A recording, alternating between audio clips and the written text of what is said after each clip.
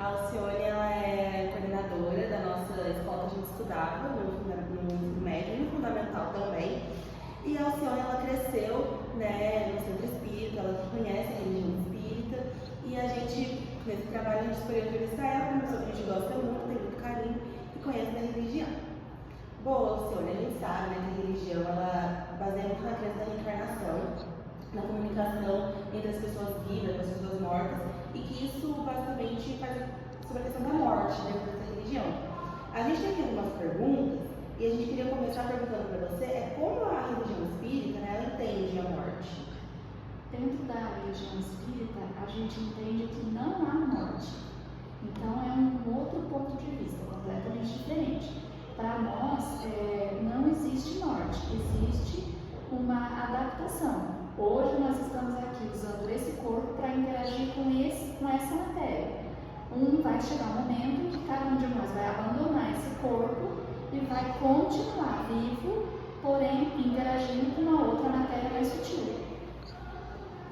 E falando dessa questão da adaptação e tudo, você falou que não existe morte, que a gente está usando esse corpo nesse momento da vida, sobre a reencarnação.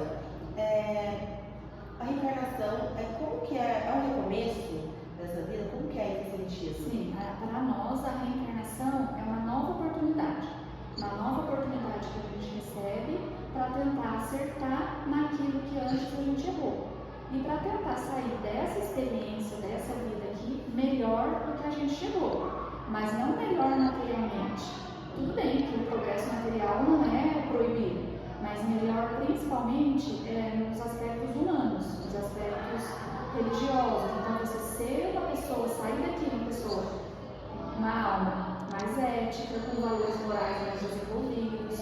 E na nossa concepção é para isso que a gente está aqui nessa experiência. Então sim, nós temos várias oportunidades.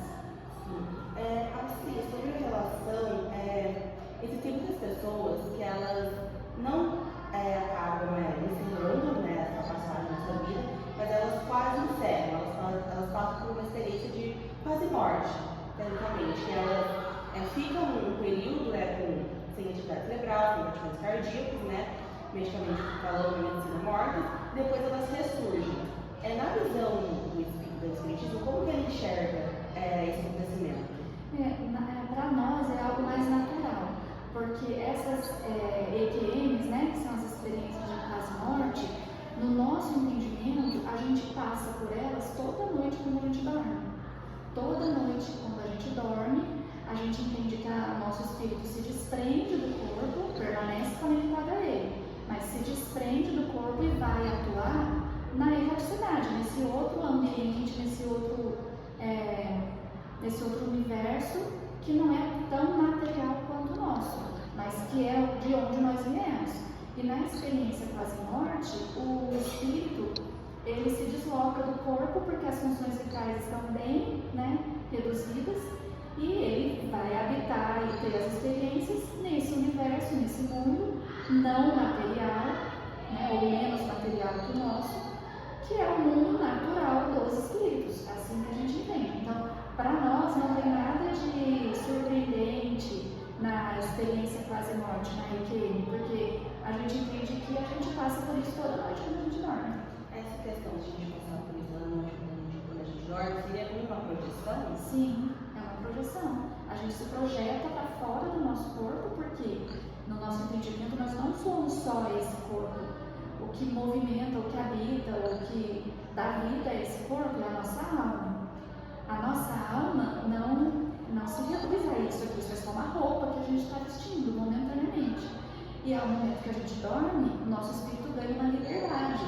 O nosso organismo está ali descansando, se refazendo, com as funções orgânicas ali recuperando a gente, mas a nossa alma, aquilo que nos habita, não precisa ficar ali preso. A gente ganha essa liberdade enquanto a gente dorme.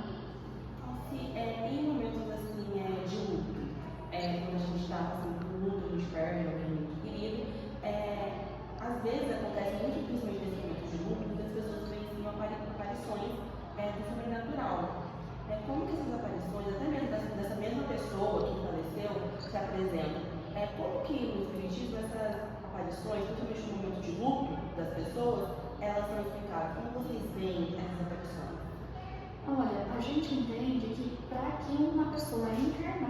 possa ter acesso ao mundo espiritual, ela tem que ter uma sensibilidade um pouco maior, que a gente chama de mediunidade. Né? Então, um ser encarnado, ele não vai ter acesso nem através de sensações, percepções ou visão ao mundo espiritual se ele não tiver essa mediunidade, que é uma faculdade nata, nasce com o ser humano, não é uma coisa desenvolvida, nasce com o ser humano. Então, nesses momentos de morte, né, de luto, a gente está sensibilizado, a gente está tomado por emoção, e aí essas pessoas que já nasceram com essa predisposição, com essa sensibilidade, estão num momento mais suscetível a esse tipo de manifestação. E pode ser que ela enxergue o ente que acabou, né, de desencarnar ou qualquer um outro. Né? Mas assim, para que tenha essa comunicação entre um mundo e o outro, o encarnado precisa ter uma sensibilidade. Né? Porque medianeiro entre dois mundos, todos nós somos. Mas essa capacidade de interagir com um mundo paralelo ao nosso, não é todo mundo que tem. Esse assunto também tem duas perguntas que a gente me trouxe aqui. Ainda sobre a questão do luto, na religião espírita, quando uma pessoa está em luto, tipo assim, uma situação, ela tem um parente que está quase à beira da morte, à beira de encerrar os seus planos nessa vida, e ele está quase à beira da morte. Muitos falam da questão de você se despedir, que a pessoa tem que se despedir das pessoas que estão nessa vida, dos familiares, das pessoas que queriam. Você acha que quando uma pessoa, sei lá, um parente dessa pessoa que está quase morrendo, ela está em luto, está em uma negação, tipo, não está querendo aceitar, você acha que esse luto, essa negação, pode prender ele aqui nessa vida e impedir a jornada dele para ele ir para outra vida? Sim, atrapalha muito. Porque os nossos pensamentos e nossas emoções são energia. A gente emana esse pensamento e essa emoção através de frequência energética e isso impregna no outro, isso mexe no outro. Isso é simples da gente provar no nosso dia a dia. Quando a gente está num ambiente onde alguém gosta da gente se sente bem. Quando a gente está em um ambiente onde existem pessoas que não gostam da gente também sente. Então, para um espírito que está se desligando da matéria, ele já está passando por um processo energético muito delicado, muito, de desligamento do espírito dessa matéria densa, para que ele aprenda a viver novamente no mundo natural dele. E ele também tem os apegos dele, ele também tem as emoções, os apegos, a dificuldade de se despedir. Então, a gente que fica, o melhor que a gente tem a fazer para contribuir para esse desligamento é serenar o nosso coração, entender que a vida é feita de ciclos que começam e que terminam e que não é uma despedida, é só um até logo e que um dia todo mundo vai estar junto novamente. Isso fortalece quem está indo embora e facilita esse processo.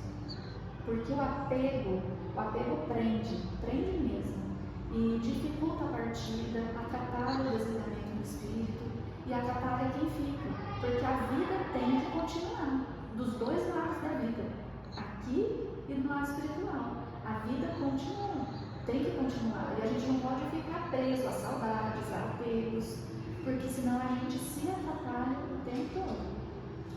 Assim, sobre a questão que você falou, para ocorrer essa comunicação entre o mundo e os mortos, principalmente para uma pessoa ela conseguir ter essa comunicação com o mundo dos mortos, ela tem que ter a mediunidade. Quando a pessoa ela tem essa mediunidade, ela tem essa questão, como que essa comunicação ocorre? Como que ela faz para poder se conectar, como que essa conexão ela ocorre? Como que também os mortos eles como funciona essa questão do mundo, os mortos eles irem através de uma pessoa para dar recados para os seus entes queridos, como essa comunicação ocorre? Então, assim, a comunicação, ela acontece através de centros de energia que a gente tem no nosso corpo. Ninguém toma o seu corpo é seu. Ninguém vai habitar o seu corpo, o seu espírito não vai sair desse corpo para outro atrás, não existe. O que acontece é uma ligação dos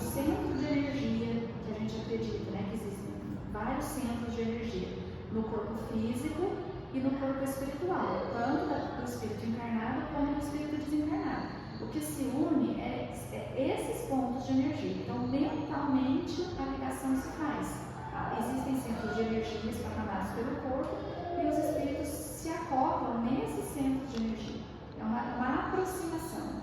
E aí a pessoa que é mais sensível, ela fica suscetível à ação daquela sugestão, daquele espírito. Então, ou seja, dependendo da sensibilidade que ela tem, ela pode ouvir, e aí ela manifesta o que ela está ouvindo, ou ela pode realmente, o espírito, usar o centro da fala dela energeticamente, ela reproduz aquela matéria, ou através de gestos mesmo, usar o corpo todo dela para poder dar passe, fazer uma cura.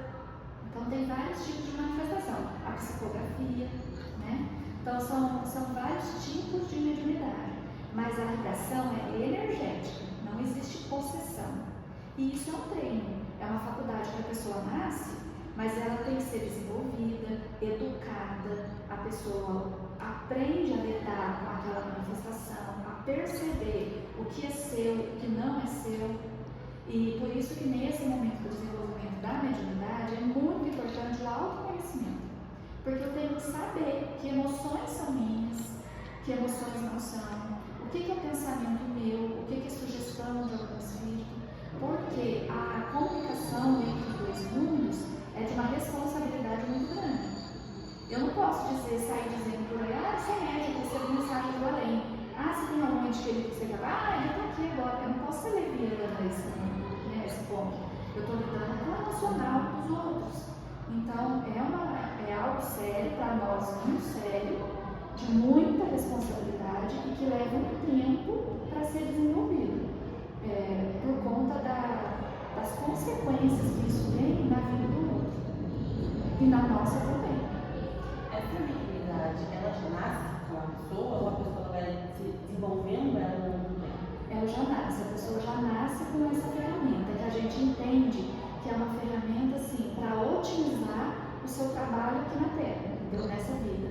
É algo assim, é um presente, do tipo, você tem tanto aprendizado a cumprir nessa encarnação, que está aqui essa ajuda, para que você consiga dar conta de tudo que você tem que executar, como se fosse um igualzinho, entendeu? É muito, não é débito, não é culpa com Deus, não é isso, mas é aprendizado, necessidade de aprendizado. Porque a mediunidade, a pessoa que leva a sério, que trabalha com isso, ela precisa fazer uma reforma na vida dela. Você tem que fazer uma escolha, uma opção. Não dá para ser do mundo. Você tem que fazer escolhas, porque o próprio exercício dessa mediunidade vai te forçar a ser uma pessoa mais silenciosa, que pensa antes de falar, menos criativa, mais paciente, mais tolerante, mais caridosa, que age, que atua na vida com mais equilíbrio, que não tem excessos, exatamente para que você possa ser um veículo confiável da atuação dos espíritos, porque como é que eles vão atuar e transmitir uma mensagem de qualidade usando um instrumento, é a mesma coisa músico, como é que ele vai tocar um violino com as cordas todas arrebentadas? Então esse é o compromisso do médium, essa é a necessidade da gente se melhorar. A gente tem que cuidar o tempo todo do nosso pensamento, das nossas palavras, das nossas ações e tentar ser todo dia um ser humano melhor.